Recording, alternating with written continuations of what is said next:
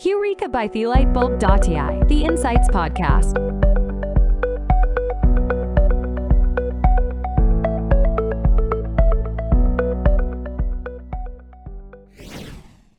Hi, everybody, and welcome to our third episode of Heureka, the Insights Podcast. I'm very, very excited about our guest today. We have David M. Schneer on call with us. He's the CEO and founder of Merrill Research. They're one of our partners in the US, and he has recently featured on Lightbulb's top consumer insights influencers list to watch out for in 2023. He's also recently written a very interesting blog about how he marries his nonverbal intelligence and learnings with AI-backed communication. And it makes for a very exciting read. So you should absolutely head to his LinkedIn post, which is tagged in this podcast, and check him out if you haven't already. So let's quickly start off with the one thing that I'm very, very excited to talk about. David, you have over 45 years in research. That's longer than a lot of people listening to this podcast have been alive. How did you get into research? Tell us a little bit about it and about how you found Merrill Research. Well, Ritu, first of all, thank you for having me. And now that you've absolutely dated me, I started at a very young age. I really did. I was 19, 20 years old when I had my first job in research. And then in 1978, I joined a company called Regis McKenna. And back in the day, Regis was a very renowned public relations and marketing firm that helped start companies like Apple and Intel, Genentech, et cetera. I started his first research company there, his first research department there, rather. And then in 1986, I joined with my founding partner, Pat Merrill. We formed Merrill Research because it just sounds better than Schneer Research. And Merrill Research was, at its inception, a multi-methodological research company. And I know you know what that means, but for some of our viewers who may not, what that means is we do both qualitative research and quantitative research. And over the years, we focused on areas like technology and communications and the medical industry, a whole host of companies that we work with. In terms of my day-to-day activities, it's very different from the day-to-day activities of my colleagues and analysts who help me with the research that we do. They're down analyzing the data, making sense of it, processing it, synthesizing it. I see my job is to steer Merrill Research into new directions and try and disrupt the technology and the research industry as much as we can. One thing you may not know about Merrill Research is we had a big hand and a pioneering role in online research. We, with a team of investors from General Mills, Procter & Gamble, and WPP, raised $60 million to form a company called Market Tools, which later created Zoomerang, which was later purchased by SurveyMonkey. Wow. So that was disruptive. Heretofore research had been done over the telephone, right? And now it's being done over the internet. So, and now in 2016, after training and studying for years, I started the Merrill Institute for Nonverbal Intelligence. And the reason I did that is because I wanted to teach people the same techniques that I use in my practice so that they could carry on constructive and fruitful conversations by observing not what people say, but what they do, okay? And we listen with our eyes here. And I began to realize at a very young age that oftentimes when I was talking to people, what they were telling me just wasn't matching what their bodies were saying. And so I became a student of nonverbal intelligence. I use that now in my practice. And to come full circle in terms of an absolute disruptor, not only are we using nonverbal intelligence in qualitative research, nobody's really doing that. But now we're using your product, AI, to back me up. And the title of our blog was Fault Tolerant Qualitative Research, meaning we wear a belt and suspenders to keep our pants up because we're ultra careful about what people are telling us. And it really worked out, frankly, better than I thought it would. It was astounding, really.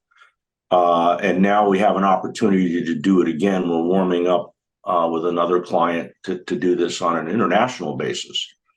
Absolutely. And I think what really resonated for us when we first connected with you, David, is that out of a lot of the researchers that we've spoken to, especially traditional qualitative researchers who've been around for the longest time, you were extremely open to the idea of trying out new technologies and techniques and pushing the boundaries of what was traditionally acceptable. And that was such a refreshing change to see from a leader in the industry, because a lot of people I know look to you for guidance on the techniques to adopt and, what strategies to adopt to take research further. So it was such a pleasant delight. I think you've already covered what I was pretty much going to ask, but I'll ask it anyway. Uh, of all the work that you do on a day-to-day basis, and it's based on contradictions and nonverbal communication, what's the most exciting part of your work that absolutely rivets you?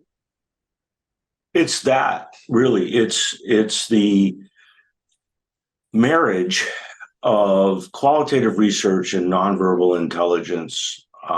We are the only company. I'm the only moderator that I know of. If there is another moderator, I'd love to talk to them. Please call me now, because we're pretty busy. But yeah, this is really exciting, Ritu.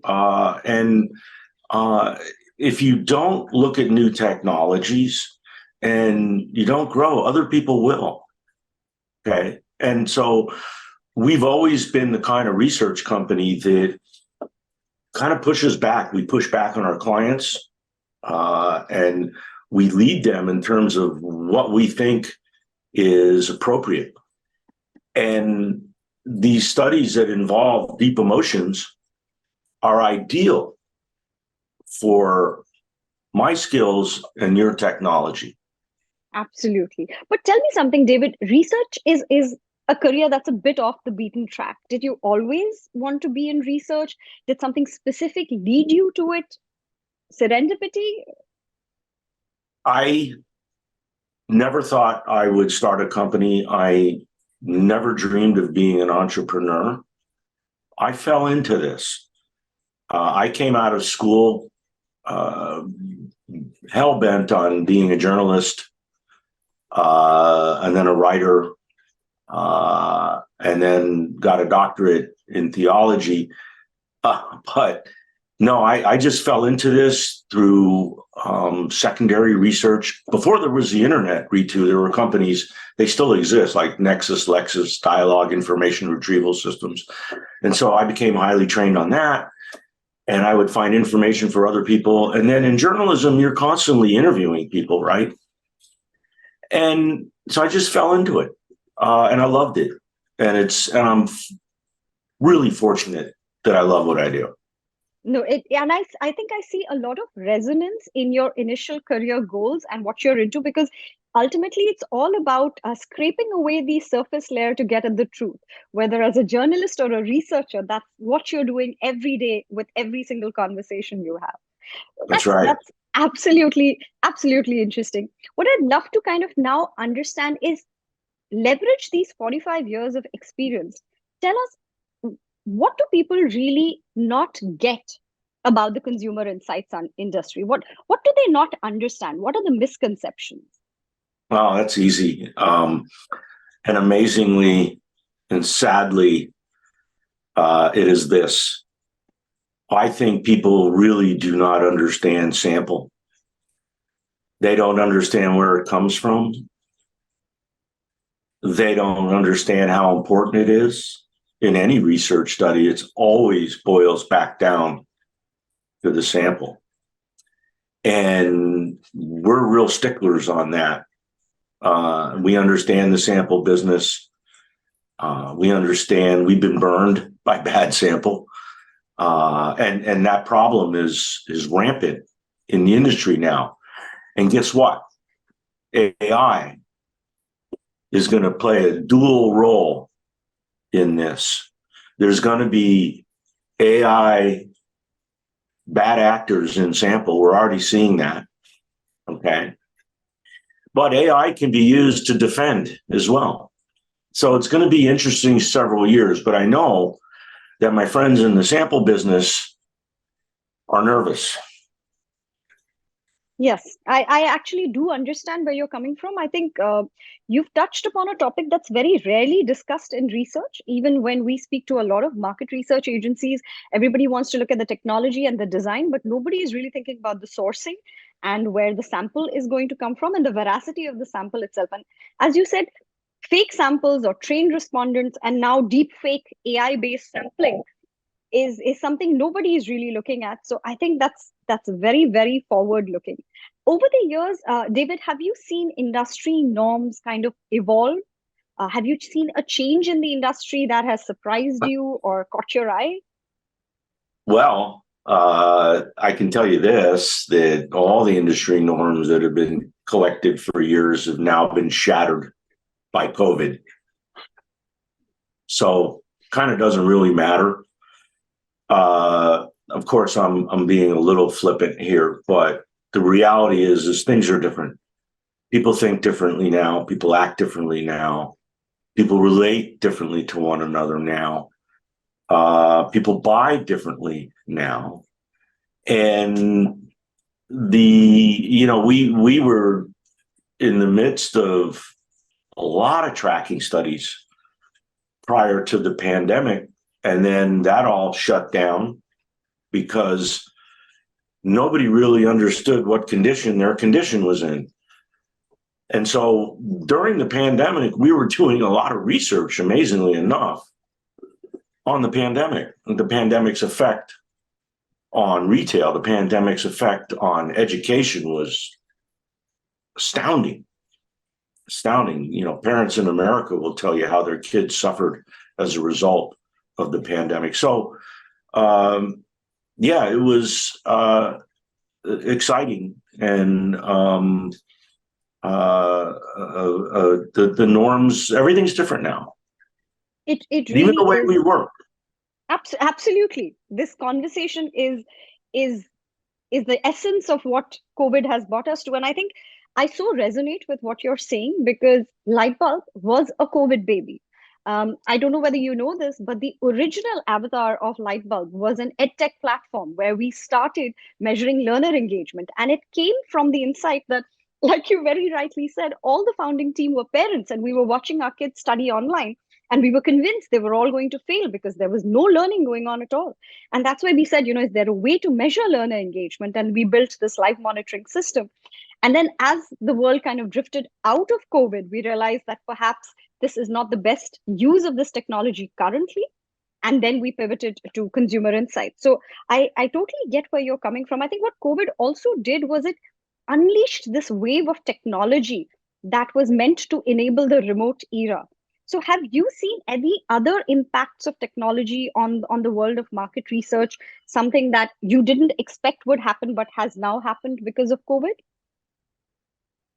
Well, the interviewing platform that we're using now, the advent of the internet before Al Gore invented it, and video, that melding of technologies allowed us to do a lot of things, like ethnography. Well, for your viewers who aren't familiar with ethnography, that's a form of research where you go into somebody's environment and you observe, right? Could be their home, could be their office. For anthropologists, could be the jungle, right? So we now can do that without going anywhere because people have cell phones and ethnographic research apps that can capture everything in their home with video. They can walk around like I would and do that for us. So that's pretty amazing. Okay. And the advent of Zoom and being able to collect interviews like this, a lot of people would say, wow, what can you learn on a video that you can't learn in person? Well, of course, in person is always better, okay? But these days, it's not always possible, right? But there's still a lot that you can learn by talking to somebody from Zoom. Let me give you some examples if you have the time. So if you're talking and all of a sudden, Rita, you ask me a question and I say, you know, Rita, I just don't know. And you see my shoulders come up symmetrically. All right. If I were to say, Rita, I don't know, but only one shoulder comes up, that's an indication that there is some disagreement between what just came out of your mouth and your body. Am I leaning in? Am I leaning out? Am I looking away? Am I smiling? Am I showing contempt or anger? All that can be seen on Zoom. What you can't see on Zoom is the most honest part of the body, which are the feet. Feet are always pointed in the direction that the body wants to go, always. So there's a lot that we can gain from Zoom. You know, in Zoom, we wrote a blog about this. We saw things in Zoom that we would never see in a focus group facility, like people's political posters or their artwork or their animals sauntering across the keyboard during an interview. You wouldn't see that in a focus group. So it was enlightening in a lot of ways and surprising. And I think it's here to stay. I think that's such a fabulous insight, because when somebody is at a facility, there's a certain facade that they're putting up to be a good respondent and to comply with social etiquette. But when you're getting a peek of them in their homes, it's unguarded, they're vulnerable, all the defenses are down, and that can only be a good thing in research. Yeah, it tells you a lot. On that, I would love to know, in any of your recent studies or any of your recent projects, of course, without disturbing any customer confidentiality, were there any very interesting findings or results that kind of blew you away, something that surprised you? I guess nothing probably would surprise you after 45 years of research, but just something that stuck out in your mind.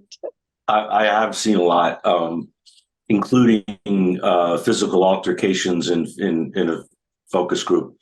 But this is going to sound super self-serving because, you're interviewing me about a lot of good topics, but the last study we did that involved AI was one of the more astounding things I've seen. And let me tell you why. We had a client that was very interested in understanding the technical professionals that comprised their constituents. And these professionals were oftentimes considered rational and linear in their thinking. They don't emote. It's just speeds and feeds, and that's it. And we busted that myth, very clearly, very demonstrably, when we interviewed, a series of these folks in a facility, and I was interviewing them face to face. I had a full view of their entire body, but in the observation room was a highly trained videographer shooting high-res camera right on the face of the individual. So now I'm tracking the full body, and we have the face, being shot. And we're asking these respondents fairly provocative questions. And we saw a lot of emotions that were consistent with what their body was saying. So we felt, wow, these guys are leveling with us. We saw a lot of really high engagement measured by interest and attention. Okay, well, that told us that our questions were engaging. But we did see major contradictions. We were able to capture them on video, like moments of contempt, which is an asymmetrical smile, or moments of pressed lips, which is a highly reliable indicator of stress. And we were able to track that emotion longitudinally with verbatim transcripts so that we could pinpoint what it was that was causing that emotion. And I don't know, Ritu, that's pretty powerful. What I learned from that was that your tool is far better than me. And it caught things that I missed. Now, why is that? Well, I'm asking the questions, right? And I'm formulating probes, and I'm better than the average bear at doing all this at once, but AI was super accurate. There were instances where we noticed aberrations in the data. You got to talk about that. We didn't see any of these so-called hallucinations, but we did see instances of disengagement, but that had to do more with the interview setup, really. And we did this in person and on video. And some people on video had two cameras, so they looked away. And of course, your machine is not going to register anything when they look away, right? So we planned it carefully. You guys send us more information than we could ever possibly use. But the information at the top of the iceberg was phenomenal. And it's the future of qualitative research. I think it has to be. It's so powerful. I can't tell you how much it delights me to have a doyen of the industry like yourself with so much extensive experience across so many different methods of research saying that, because I think at Lightbulb, what we just genuinely want to do is add value to the process. And it heartens us so much that in some way we are able to assist a researcher, because our intention, and as has always been, and never to replace the researcher, because you can never replace the human touch, the insight that comes from a human being who understands motivations. What you can do is take away the tedious data crunching that sucks their time and energy, and just provide them with a lot of data, maybe point to where they should look in the data, and just help them reach the fun part of the journey, which is the inciting. So I can't tell you how delighted I am to hear you say that. But with all of these technologies coming in, the market evolving, there must be some still large problems that you see in the industry that you really want to solve. What would those be? What's the biggest problem you see in the industry that you really want to attack? Well, it goes back to sample. But in terms of what I want to do, in terms of pushing the envelope in qualitative research, I would like to see a new generation of moderators be highly trained in body language so that they too can become more effective at really determining what is the truth here. What is this respondent trying to tell me or not trying to tell me? And how do I pivot to get at that? Okay. I sense that a lot of younger moderators, and I observe some of them, they tend to believe more what they hear than what they see, because they haven't got the training to observe the synchronicity of the body or lack thereof. So that's really where I'm headed with this. Your tool is kind of above and beyond what I thought we would be able to do. But now I just, my post, Ritu, that mentioned this, I already got one response, a guy asking me, hey, do you think that the AI would be able to communicate with you during an interview in real time? I said, yes, but I wouldn't want it. For the same reason I don't allow clients to text me in the middle of an interview. Yeah, they can do that. But then you wonder who's conducting the interview, right? So those two things I think are got to be fixed.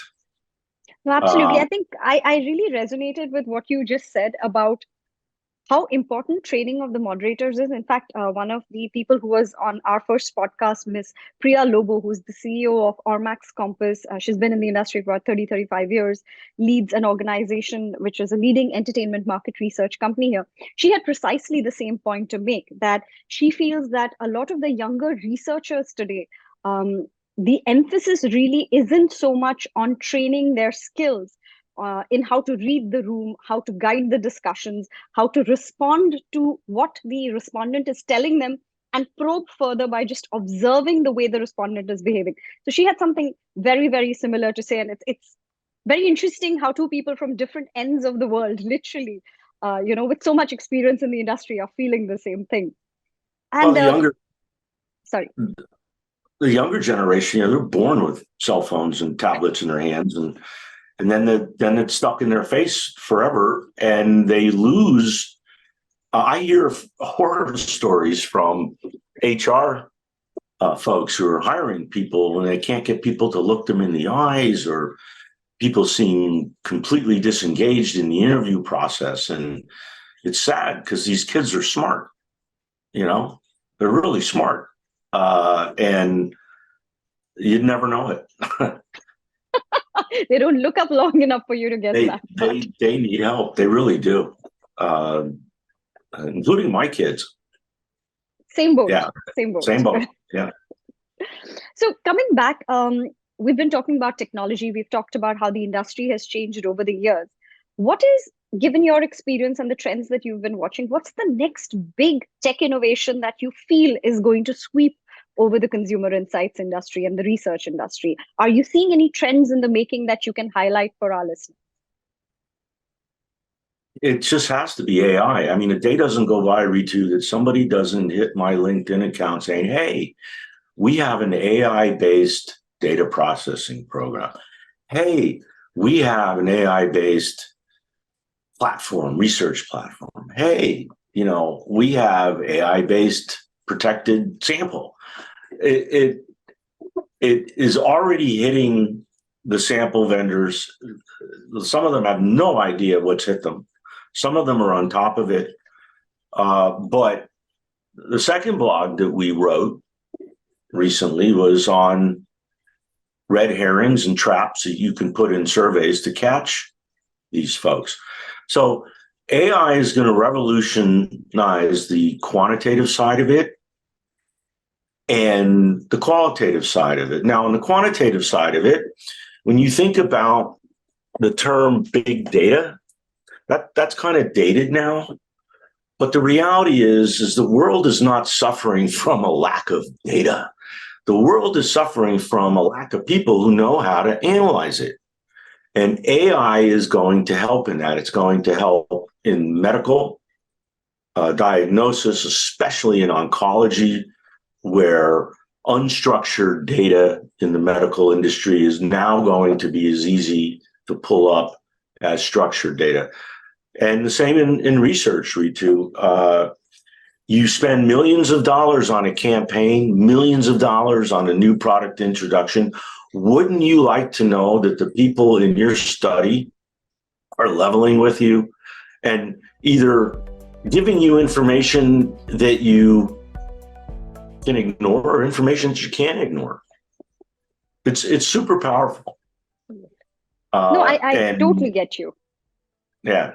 And my goal with the Merrill Institute is train as many moderators, or anybody really, as we can.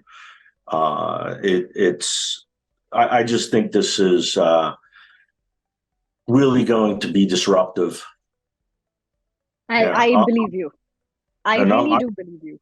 Super excited about it. It really permeates every fiber of my body. So that's amazing. That's absolutely amazing. On that note, I think you've already answered a couple of questions I had in mind. So I'm going to go to the one thing that I know everybody wants to leverage, which is your experience. With all your years of experience and I looked at the number of brands on your website. I stopped counting after a while.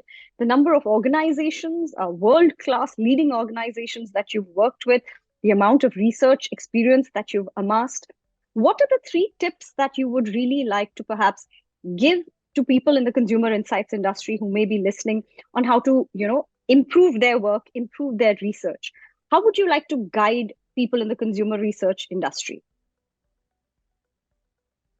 Well, if they are going to do qualitative research, okay, I'll give you two answers. If they're going to do qualitative research, then they need, first thing they need to do is go be certified by somebody like Burke or Riva, or I think SMR or somebody.